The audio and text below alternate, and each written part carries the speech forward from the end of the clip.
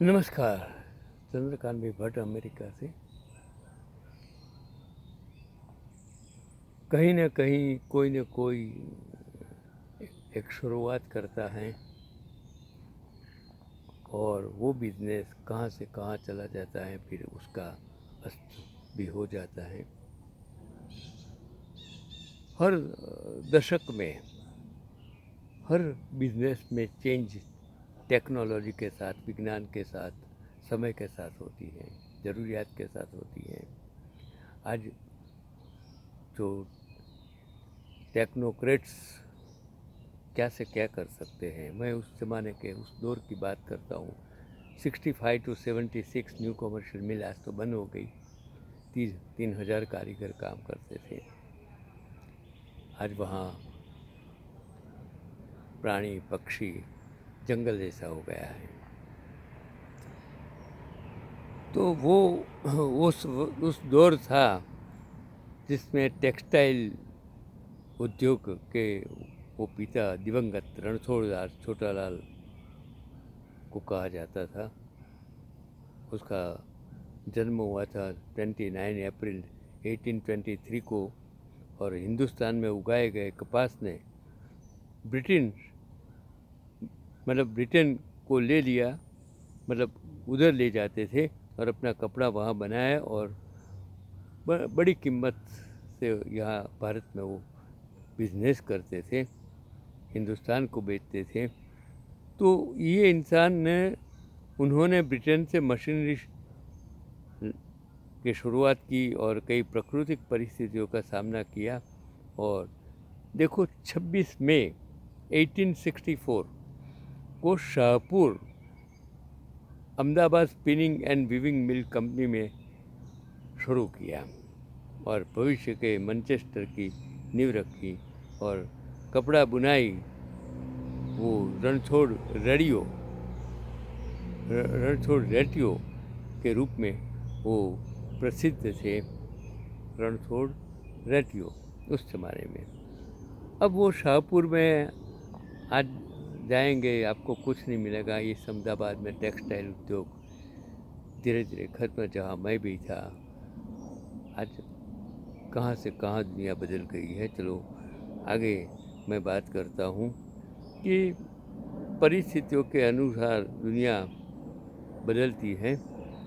राजस्थान के बीकानेर जिलों में अनखीसर गांव की 92 वर्षीय पाना देवी गोदारा ने पुणे में आयोजित 44th national master athletics championship 2024 में अपने अद्वितीय प्रदर्शन से सभी लोग हैरान कर दिया उसने कि उन्होंने 100 मीटर दौड़, शॉट पुट और डिस्कस थ्रो, इन तीनों स्पर्धाओं में स्वर्ण पदक जीतकर न केवल खुद का बल्कि पूरे देश का नाम रोशन किया है। इतनी सारी उम्र में जब लोग खड़े नहीं हो पाते, जीते भी नहीं है, तब ये औरत ने एक ऐसी कहानी स्वर्ण अक्षरों में लिख दी कि उनकी यह उपलब्धि इस बात का प्रतीक है कि अगर मन में जज्बा हो तो उम्र कभी भी सफलता की राह में बाधा नहीं बनती। और पाना देवी की इस प्रेरणादायक यात्रा की शुरुआत बेहद साधारण रही। एक दिन जब उन्होंने स्थानीय स्टेडियम में बच्चों को दौड़ते और अभ्यास करते देखा तो उनके भीतर की भी कुछ करने की इच्छा जागी। इस उत्साह को देखकर उनके पोते जय किशन ने उन्हें प्रोत्साहित किया और उनके सफ़र की शुरुआत यहीं से हुई। और शुरुआत उन्होंने 100 मीटर की दौड़ से की, लेकिन जल्द ही वो शॉट पुट और डिस्कस थ्रो में भी निपुण हो गई। उनके परिवार, विशेषकर गोदारा परिवार के सहयोग और समर्थन ने उन्हें हर कदम पर आगे बढ़ने की शक्ति दी। और इसी समर्थन के साथ उन्होंने जिला, राज्य और अब राष्ट्रीय स्तर पर अपनी पहचान बनाई। और पाना देवी की सफलता के पीछे एक सख्त अनुशासन और स्वस्थ जीवन शैली है। वो रोज़ाना 2 घंटे नियमित अभ्यास करती हैं और अपने खान पान को लेकर भी बेहद सजग रहती हैं। वे प्रसंस्कृत और अनहेल्दी भोजन से दूर रहती हैं तथा ठंडा पानी नहीं पीती। यह अनुशासित जीवन की उनकी ऊर्जा और सक्रियता का रहस्य है। अब उनकी निगाहें अगस्त जो स्वीडन में होने वाली वर्ल्ड चैम्पियनशिप पर टिकी हैं, जहां वे भारत का प्रतिनिधित्व करेंगी, और उनका यह जज्बा और समर्पण हर पीढ़ी के लिए एक मिसाल है। हम पाना देवी को इनके इस प्रेरक सफ़र के लिए दिल से बधाई देते हैं और आगामी अंतर्राष्ट्रीय प्रतियोगिता में के लिए ढेर सारी शुभकामनाएं। उसका जीवन सच्चे अर्थों में यह सिखाता है कि यदि मन में लगन हो तो कोई भी मंजिल दूर नहीं होती। कहने का तात्पर्य, हर इंसान अगर चाहे तो कुछ भी कर सकते हैं। उम्र कभी जीवन में बाधा नहीं देती है, ऐसा मेरा मानना है। मैं डे केयर सेंटर में जाता हूँ, जहाँ मोर देन 65 वाले समझो 300 लोग आते हैं। हमारे मगन काका 102 साल के अभी 2 दिन पहले हो गए। तो ये लोग आज भी ये देख सकते हैं, चल सकते हैं, पढ़ सकते हैं, और यही तो खुशबू है जीवन की।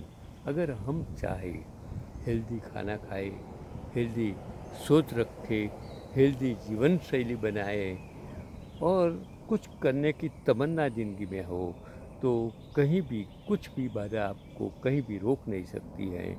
ऐसा मेरा जीवन का तजुर्बा है। मैं हर फील्ड में मैं हर वक्त इसके लिए कहता हूँ कि कोई फील्ड मेरे लिए, मतलब टेक्सटाइल हो, बैंकिंग हो, पढ़ाने का हो, लाइन्स एक्टिविटी हो, सोशल एक्टिविटी हो, कोई संस्था का काम करने का हो, कभी भी मैं डरा नहीं, झुका नहीं और कहीं भी मैं पीछे नहीं हटा।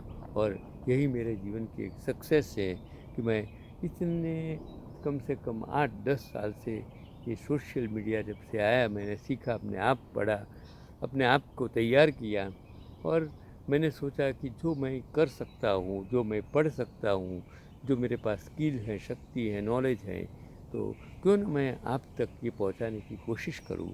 और यही कोशिश में मैं ये मेरा वीडियो यूट्यूब पर बिना मूल्य है, कुछ पैसा कमाने के लिए नहीं रखता हूँ, और कमाने के लिए मैंने कॉमर्शियल नहीं बनाया है।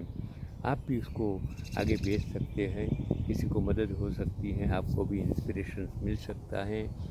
ऐसा नहीं है कि आप सिर्फ राजकारण की बातें करें, क्योंकि राजकारण, धर्म आज सबसे बड़ी देश के लिए चुनौती बन गई है। इन देश को सबसे बड़ी कुर्बानी और बर्बादी, कुर्बानी तो नहीं कर सकता हूँ, लेकिन कुर्बानी के साथ जो लोकशाही है उसको बदनाम कर दिया है। हम सिर्फ जो भी आज कर रहे हैं सिर्फ वाहवाही के लिए करते हैं। अगर आप वाहवाही करने के बजाय कुछ करने के लिए, मुझे कुछ करना है, किसी को मदद करनी है, कुछ पाना नहीं है, और उसी में आपको अगर आनंद आता है, तो वो भगवान की प्रार्थना से ऊपर है। आपको भगवान को प्रार्थना करने की ज़रूरत नहीं, भगवान तक पहुंचने की ज़रूरत नहीं होगी, ऐसा मेरा मानना है। चंद्रकांत भट्ट, अमेरिका से।